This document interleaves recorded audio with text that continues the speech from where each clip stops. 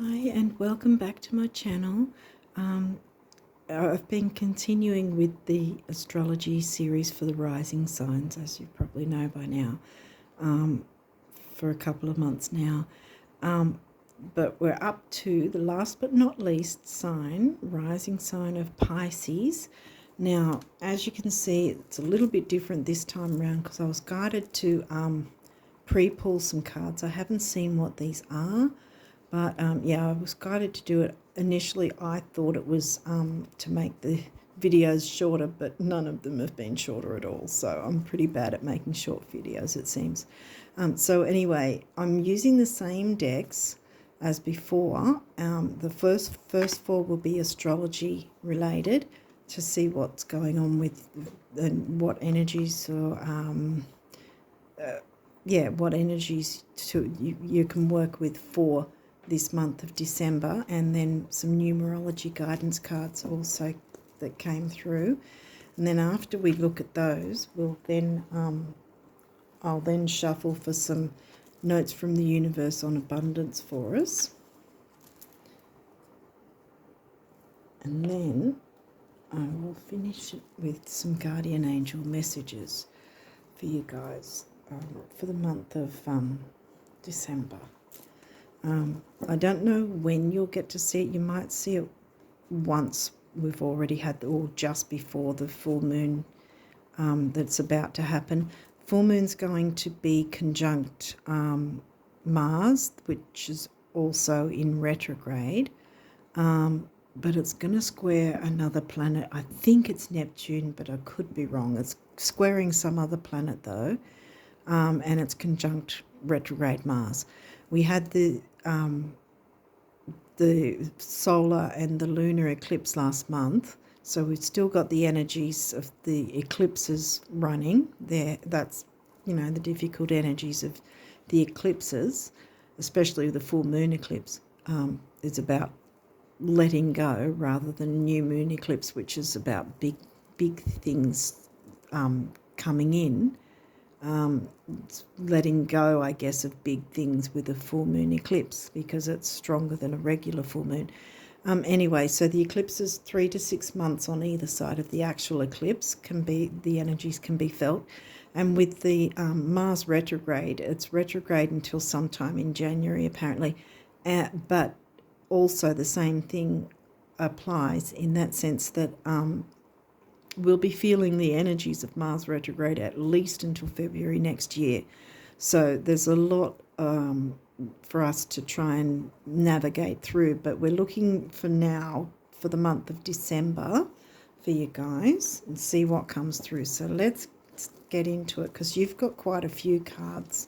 So I don't know how fast I'll be able to make it, but hopefully, there you go, lunar eclipse right off the start, bang. So in some way, the lunar eclipse is affecting you, or has, but it's significant in some way. Let's see. We've got 5th house.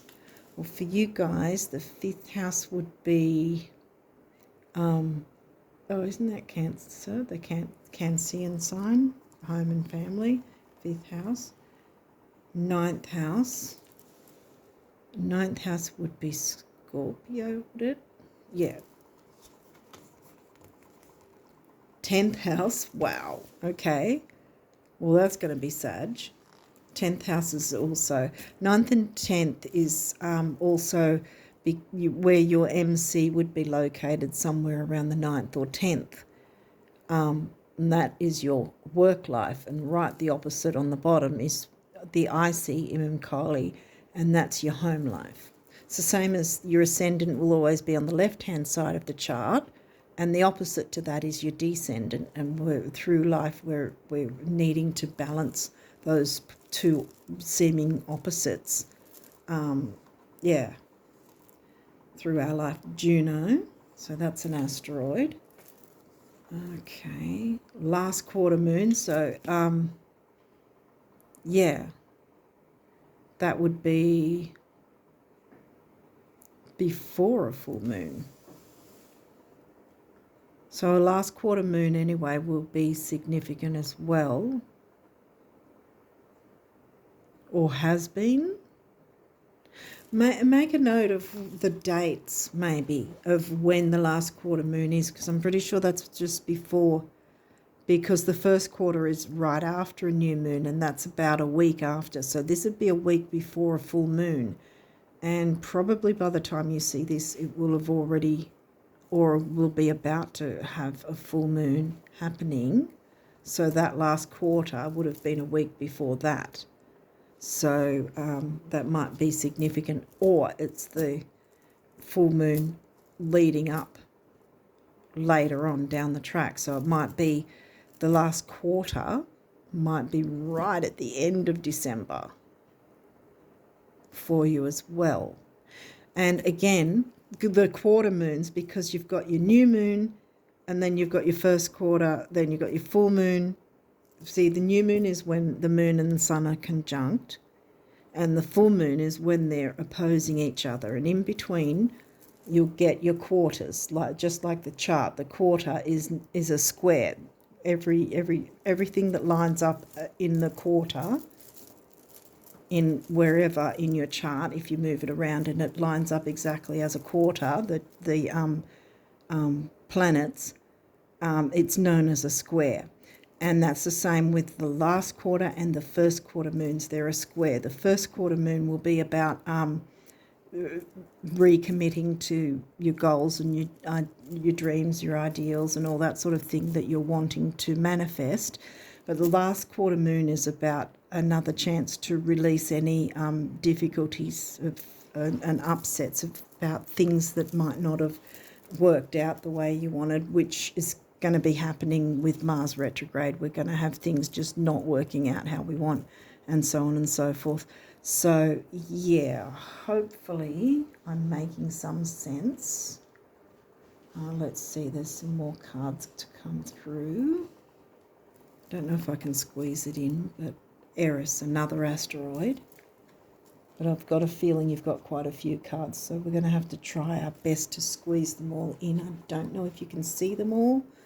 And new moon. Oh, wow. So that was last month, the eclipse, but we're feeling the energies. The new moon is going to be significant for you as well, which makes sense in a way that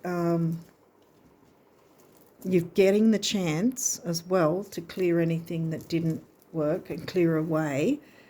And even if by the time you see this reading you might have missed that chance, so to speak, or you perceive you missed the chance, you really still have that chance for the next 2 weeks to do release work leading up to the new moon.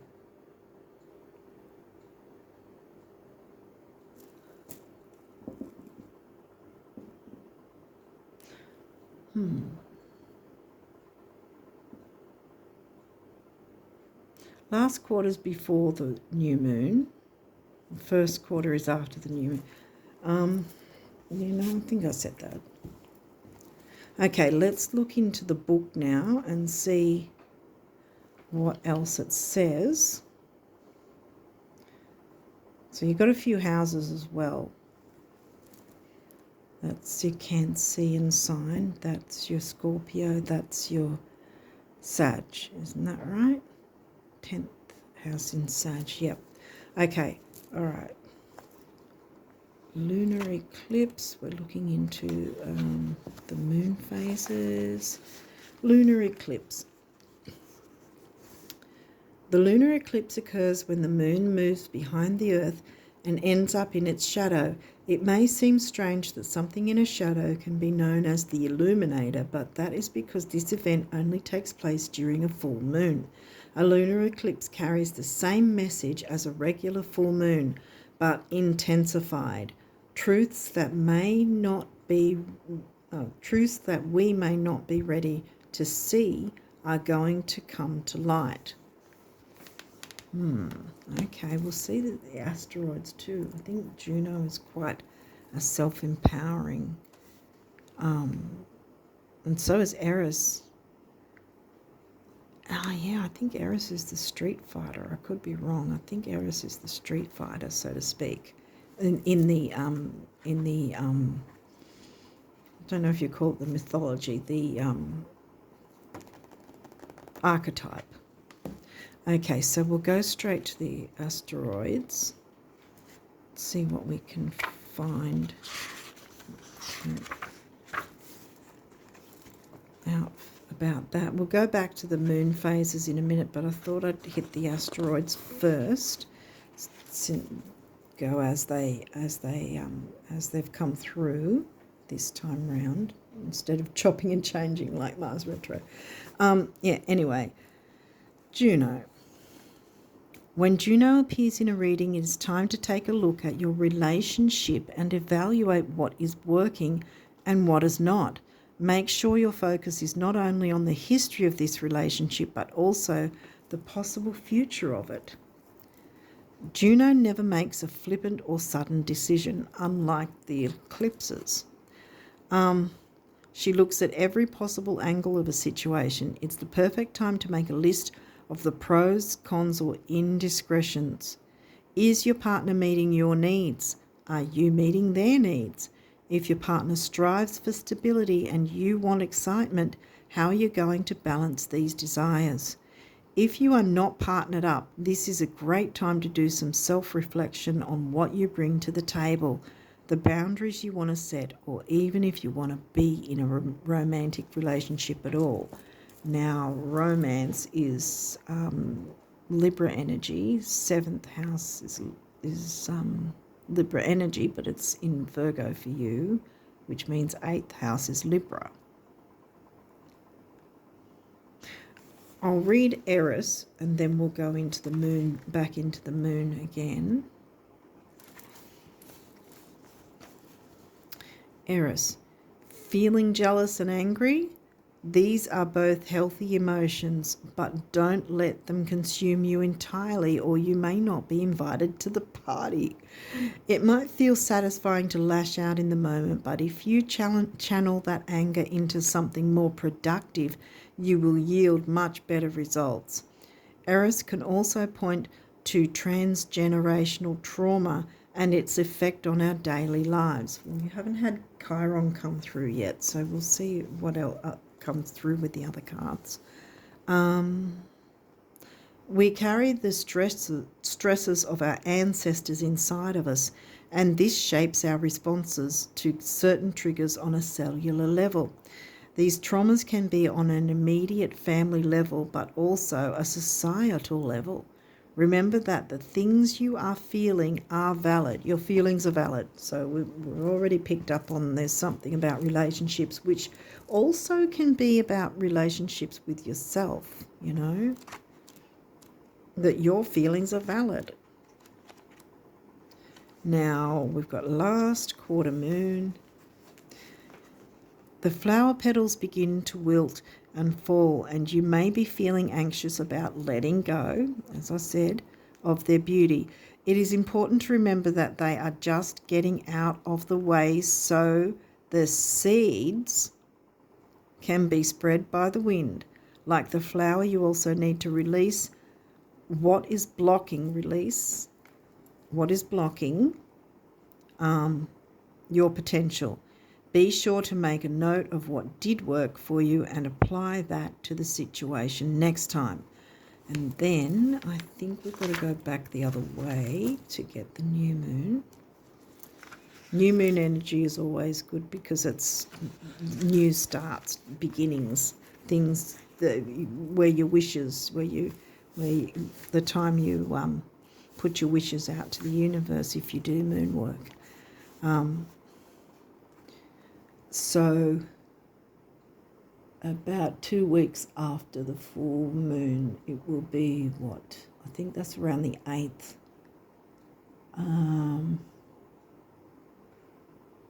22nd, around the 22nd, there'll be a new moon, I think, if I'm right, of December. This phase represents the starting point of the lunar cycle. It is where the subconscious and the conscious mind share the same plane. And this means you should focus on your aspirations and emotional desires. Yeah, If you plant the seeds, they shall grow. Think of the new moon as a blank page where you control the story. What do you wish for most? This can also be a period of uncertainty and insecurity because we cannot see the moon's glow. Okay, so let's move on, see what else has come through. Gemini. Okay, well that's third house usually. Third house energy, but it's not in third house for you. I think it's in second, isn't it? No. Fourth. Okay. The energy is communicative, mischievous, lively, witty, and informative. Stimulating exchange is possible. Yeah, because Gemini is the communicator pretty much of the zodiac. The 10th house. That's Capricorn, Saturn, career-minded. Your achievements and status in the outside world, yeah. And last but not least, we have Neptune. Ooh, Neptune is your ruler, your ascendant, which is also the 12th house energy. The 12th house is in Aquarius for you. We did not get that, did we yet? No. Okay, so opposition, like I was saying earlier, ascendant, descendant, they're in opposition. The full moon is in opposition to the sun. Take a look in your chart to see if there is any other oppositions, and it just literally means anything that lines up from one side of the chart to the other. Any planets, if they line up with each other, say Jupiter and Saturn are opposing each other, that's an opposition. Balance. Like I said earlier, it's about balancing the opposites together. Third house, Gemini energy. Third house for you has Taurus. Yeah. I always say it's energy, but it's themes, the energies and themes. Okay, so then we move on. We've got 10th house again. Okay, something about career and achievements is happening for you. Sagittarius. That's normally 9th house, but it isn't for you. It would be 8th house. Would it? Yeah. No, I'm going backwards. 10th house. 10th house is in Sag, yeah. Oh, wow. Okay. Third house. Okay, there's definitely a theme. Gemini energy, third house. Third house is in Taurus. Achievements, career. Taurus is about money. Third house, communications with money and career. North Node. I'll see all of these, by the way, these cards have, they can either be upright or reversed. So far, all of them are upright, which is known as the gift, and reversed is the challenge. So we'll see what else comes through, but so far, it's really looking good for you. Cancer, that's, where's that? Fifth house, I think. Did we get fifth? Yeah, we got fifth house there as well. Fifth house for you is the Cancer sign, home and family. 9th house, that's Scorpio, isn't it? I hope I'm getting it right. I think I'm getting it right. Okay, so before we move on to the numerology cards, I'm going to read these cards from the book. And they're all upright, so they're all the gift position, so that's fantastic. Okay, I've opened it up to the 11th house, so I'm going to read the gift of that too. Healthy community and strong teams are made up of a wonderful bouquet of unique individuals. Wow, okay. So there might be something about community. I know it hasn't actually come through Where's Aquarius for you? That's 12th house, isn't it? Did 12th house come through? No, I don't think so. But yeah, I opened it for a reason to this. So that might be something as well for you to consider. Okay, so we've got 10th house. I don't know if it's off camera, so I'll hold it up so you can see it. And they're all in gift, which I don't think anyone else got every one of them in gift, actually. Some of them were reversed. But you've got them all in gift, so that's fantastic. Okay, gift for the 10th house. Wherever you are in your evolution, it's time to take the next step up the mountain, because Capricorn is the goat who climbs the precarious mountains to success. Step up the mountain of leadership, empowerment, and accomplishment. Wow. Oh. And then we have Sag back here. We've got Scorpio sneaking in there. Where was Scorpio for you again? That was that's 9th house. Oh, okay. I think I might read that, because sometimes if they kind of sneak in, there's probably a reason for it. So again, sorry to go on a tangent, but yeah, I'm going to read this for you guys as well. Okay, Scorpio gift. Transformation. Yeah, the Phoenix rising, Pluto energy. Transformation. Scorpio loans you the strength and curiosity to plumb the depths and face your monsters, then soar to new heights and transform the situation. Feel the well within that connects to the collective source. Collective again, which we got that Aquarius jumping in. That Aquarius, when I opened the book again before. So up to Sagittarius. See how it connects, even if you just open to a page and you go, oh, wow, okay, that is connecting with it. Okay, so we've got the gift of Sagittarius, which is expand. The other one was authority, 10th house, expand. Honor all your relationships. Didn't we have something about Libra, 8th house? Did we get that? Anyway, honor all your relationships. Sagittarius reminds us that our spiritual path is connected to all our relations. The 2-footed, 4-footed, many-legged, winged, scaled, and finned, and they are connected to us.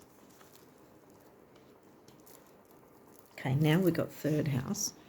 3rd house is in Taurus. That's money and self-worth. That's pretty much how I narrow it down as money, values, self-worth, which is how you value yourself as well. So, 3rd house, communication, Gemini energy, like I said. Gemini themes. Gemini has come through, so there's something about communication and stepping up and taking the lead, and something about community that snuck in from the book. So 10th house in gifts says, we are all siblings in the eye of spirit. Let that sink in. Ooh, okay. Now we've got North Node, which is a karmic point. You've got your North and South Node. And in your chart, the North and South Node also are in opposition. They always will be for anyone. Doesn't matter who it is, what chart you have. North and South Node are always going to be in opposition. And in life, you're moving away from your South Node and moving towards your north node, future. That's why it's saying future there. Nodes are up the back here, I think. Maybe. No, where are they? They might be up the front.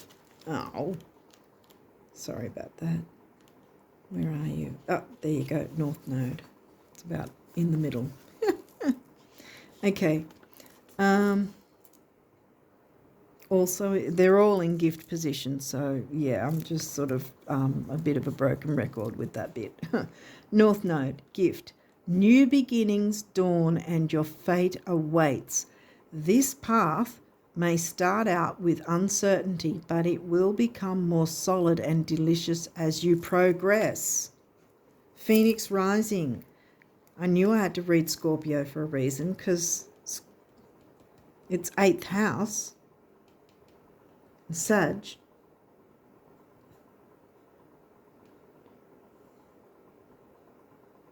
Wait a second. Sag is in 10th, 8th house, Libra. Scorpio is where's Scorpio? 9th. That's where I confused matters. Yeah. Yeah. Okay. So next is Cancer, immerse.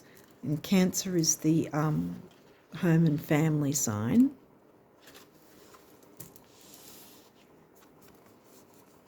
I saw Libra sneak there too, but I'll just read this and see if we get that come through again. Okay. Gift. Be aware of the psychic pool in which you float.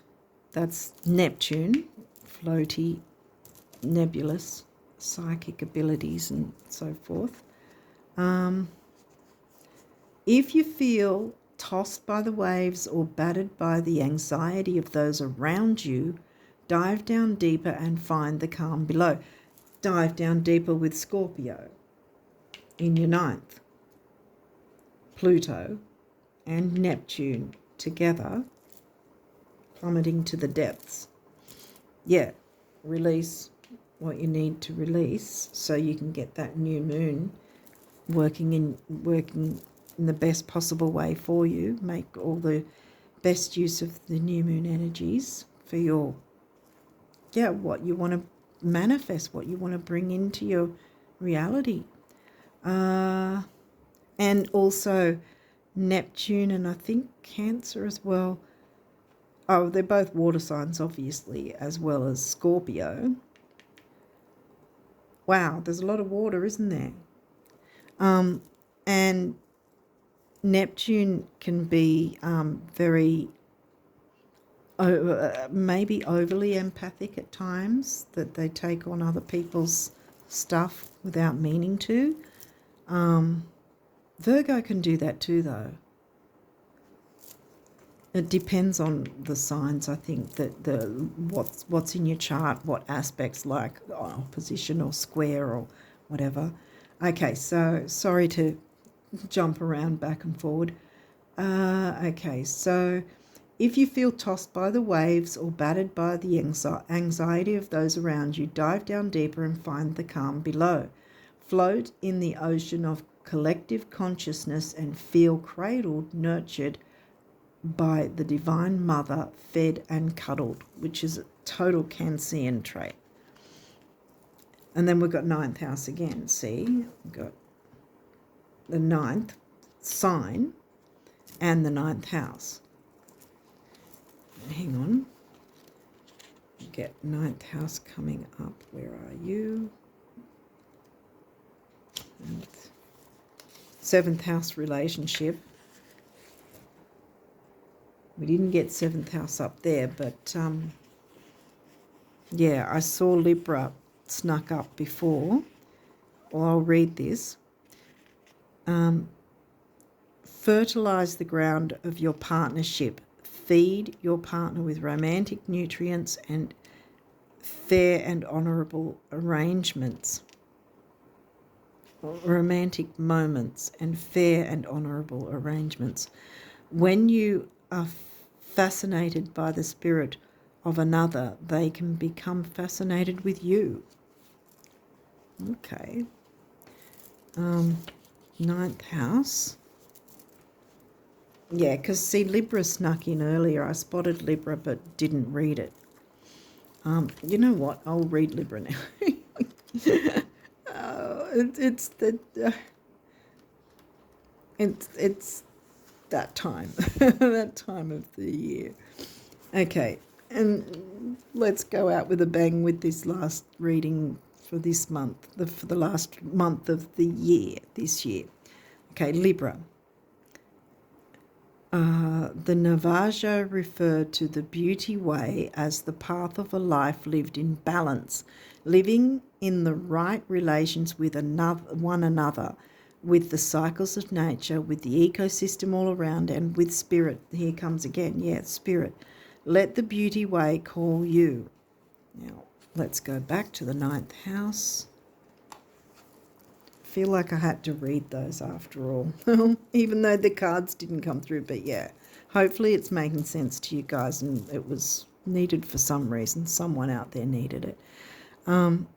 Okay, ninth house, exploration, and you've got the gift again. Widen your horizon and expand your world. Explore in your mind, body and soul. Teach what you know. The world is waiting for you. Career. Step up and lead. Boom. I'm getting that you need to boss up in a good way, obviously. But yeah, clear whatever you need to with the full moon energies, because the new moon energies want to come through for you in a big way. In a big way. Oh my goodness. Communication, career. Wow. Yeah, this is pretty good. You're moving up in the world.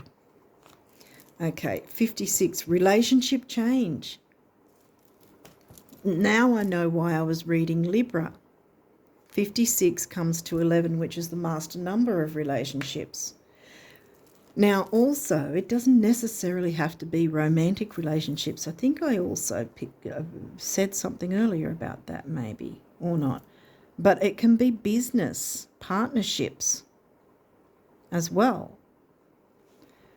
Okay. Environment. Another master number. I consider all numbers, even up to 99, as master numbers.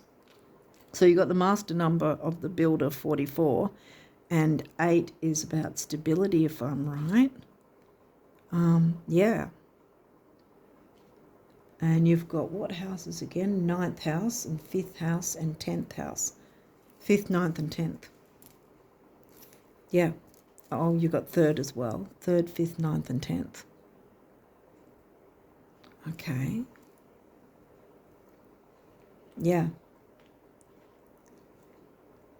So I think environment could mean the environment around your career, taking the lead, your ambitions. With community. Community snuck in somewhere, didn't it? I'm pretty sure it did. And relationships in all forms, like friendships. Doesn't have to be romantic, it can be friendship, whatever. And the chitter-chatter of Gemini energy. 3rd house for you is Taurus. Gemini is in your 4th house in the Cancerian themes, home and family. And Cancer then is in your 5th house, and we come back to your 5th house again, which is children, creativity. Okay, so let's have a look. Hopefully I'm making some sense, and this is going to help you guys out to know what to focus on for December. So, notes from the universe on abundance. Let's see what the universe wants you guys to know about abundance. This is looking pretty good, and it's definitely about stepping up and taking the lead, leadership role, career, and with some form of communication with others in some form of a relationship sort of thing. Relationship change as well. It doesn't necessarily mean a bad thing. It could mean it could mean that you're getting to know people better, or they're getting to know you better, or vice versa, or you're connecting in a better way and able to work better together for a common goal, maybe.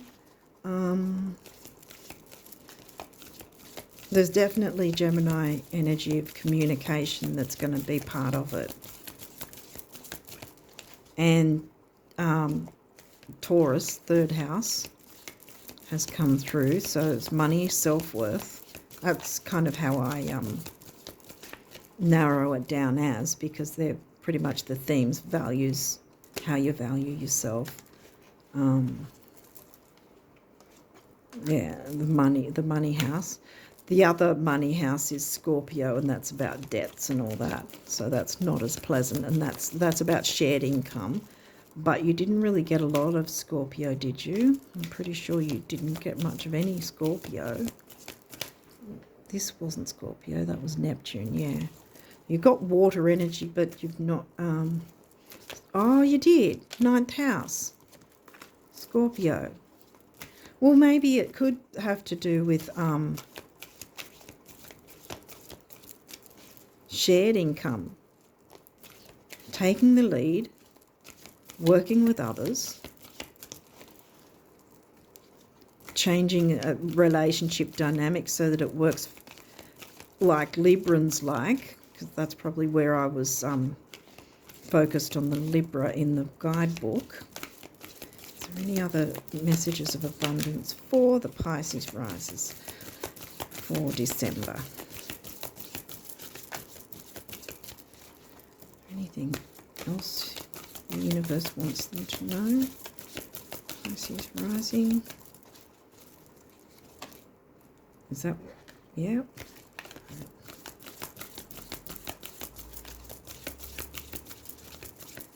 Okay, I think we're done.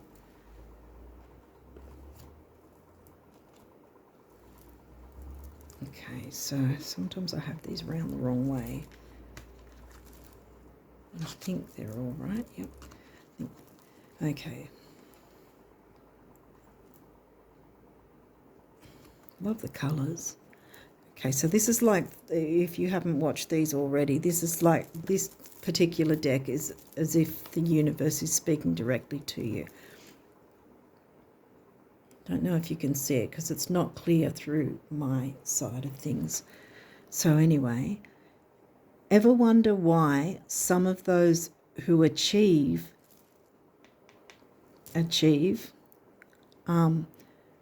incredible success, amass fortunes, and enjoy sizzling relationships seem so unlikely? It's because intelligence, looks, even creativity come in a distant second place to believing. Achievers achieve because they believed they could, and followed up with consistent baby steps, and so the heavens and earth were moved. I believe in you, the universe. Wow. What more do you need? Boss up, step up and lead. And connect with others for a common goal. And sunflower. The sun is Leo energy, 5th house Leo energy, which is not in... Leo's not in your 5th house, it's in your 6th. Okay. Lots of orange though, solar plexus. Great big ear-to-ear open mouth smiles are responsible for far more sizzling romances, salary increases. We've got our Taurus 3rd house. Life extensions and calorie burning than your dentists, doctors and financial planners will ever comprehend. Show us your tonsils, the universe. It's a bit quirky. If you haven't seen my other previous month's videos, this deck has kind of got its own personality, quirky personality.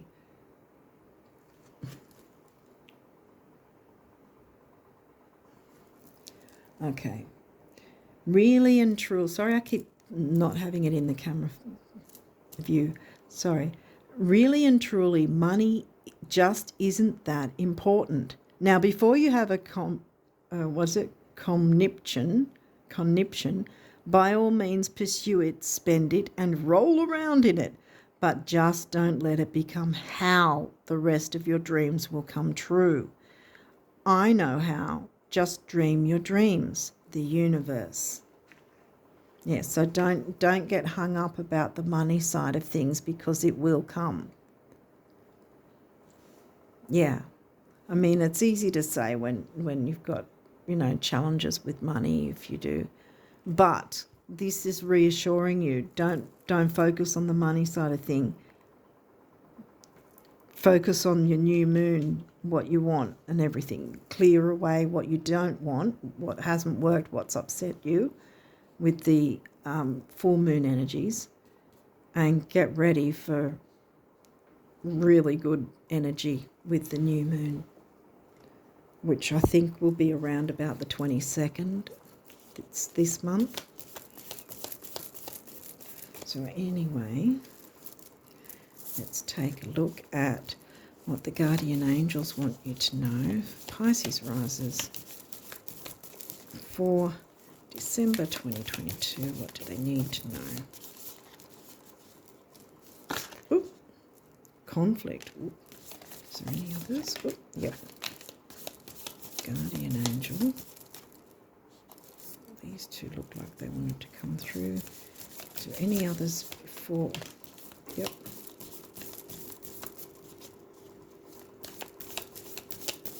Pisces rises for December. I think we're done. Yep. All right, what have we got?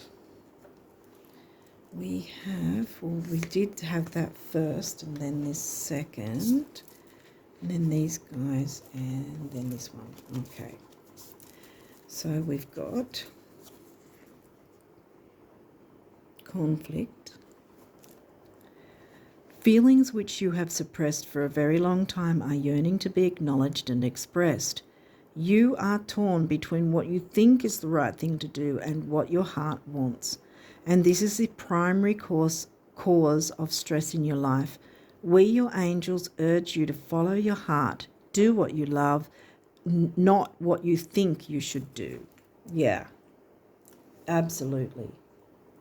I mean, whether you're working in a group setting or with a team of some sort, or just one other person, your input is just as valid as anyone else's. It takes everyone. It takes what is it? It takes a village to raise a child, or something, I think the thing is. So whatever the child is in your view, whether it's a group setting or a business of some sort, you don't need to raise the child alone. I mean, the communication is going to be definitely the key. Communicating with others, but also taking the lead as well in a harmonious way. See, balancing the oppositions, and you'll be fine. Guardian angel.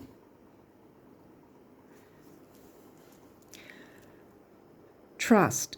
All unfolds in perfect timing. You are one with divine will. Focus only on love, and all you truly desire will manifest at the most perfect moment. Be patient. I, your guardian angel, am watching over you. So see, you've got, the universe is saying it. You've got your wishes on the way. You just need to believe in it and not focus on the outcome, not focus on the money side of things.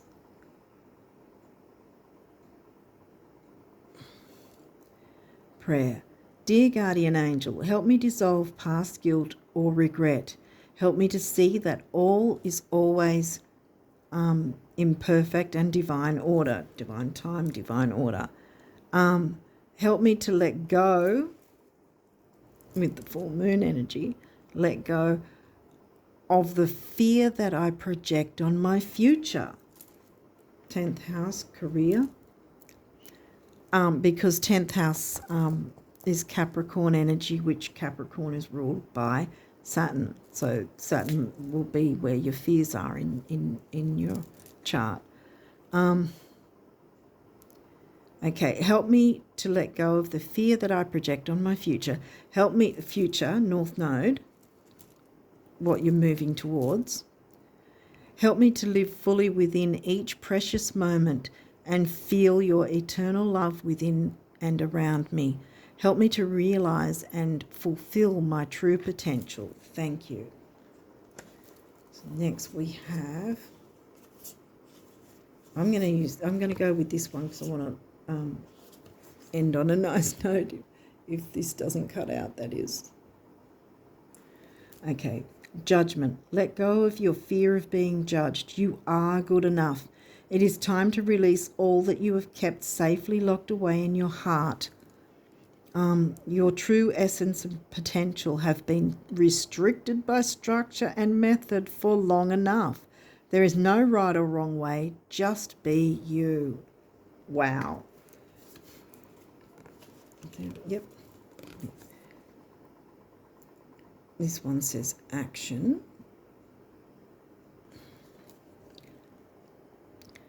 Drop all fear. Here we go again. And just do it. You have the power to create 5th house energy, Leo energy. You have the power to create and be whatever you truly want. Look inside your heart and take positive action in those things that bring you closer to achieving your desired goals. Nothing can stop you except your own fears. This card is positive affirmation from God and the angels that the time is right for you to start a new and exciting adventure, a new and exciting venture. Wow, new moon. Wow. Sorry, I'm just getting really excited for you guys. This is great. I think this is fantastic. And look, you've got orange, orange, orange, orange, orange, solar plexus, sacral. Wow.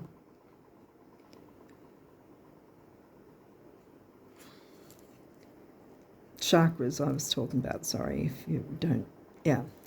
Anyway, inspiration, a wave of inspiration and a stream of beautiful ideas are about to enter your aura. It is important that you trust your intuition at this time. Did we get Neptune? Which is Pisces, intuition. Water signs are usually known for intuition anyway. It is important that you trust your intuition at this time. Your Pisces rising, of course, Neptune ruled. Of course you know about intuition. It is important that you trust your intuition at this time. Pay attention to unusual thoughts that come to your mind and do not discount your imagination. Many wonderful ideas which have served humanity were initially scoffed at or ridiculed. We, your guardian angels, will help you discover ways to apply your ideas and manifest, new moon, manifest new realities for your life. Wow, wow, and wow. Well, something with your career, money, working and communicating with others, friendships, business partnerships, relationships. And the Libra energy is all about all types of relationships, not just the romantic ones. And 56 coming to an 11, master number of service. Yeah. The environment card could be about getting yourself out in the environment and probably making use of that as well as your moon work. If you do moon work, do release work with the full moon and within the 2 weeks after the full moon, and even within the few days just before a new moon, you can still do release work because there's a time frame. Some of you might already know this, but there's a time frame around about 3 or 4 days before every new moon where it's called the dark moon phase, right before the new moon changes over, and then the energies will change. And you'll notice that. You will notice that with people around you, or how you yourself are feeling from the dark moon phase to then when it moves into a new moon. You'll feel the difference in the energies, because it's still 3 to 4 days before the new moon is still the time to release. So you've got all that time to release anything that you feel you need to release, because look what's coming in. Wow. Your dreams will come true. Boom. What more can I say? I wish you all the best of luck, because it looks like it is wanting to come through for you. You've got your new moon energy coming through. And Jupiter is the ruling planet of Sagittarius 9th house energy anyway. So Jupiter is about expanding. And a lot of people go, oh, Jupiter is about good luck. Not necessarily. It's just about expansion. In this case, it is, because you've got your new moon and all of it's pointing to things really working out for you. You've just got to believe it, because, others believed they could. Your dreams will come true too. Okay, so on that note, I wish you all the best for December, and if you celebrate Christmas, have a fantastically happy Christmas season and the rest of December. I wish you all the best till next time. Take care and bye for now.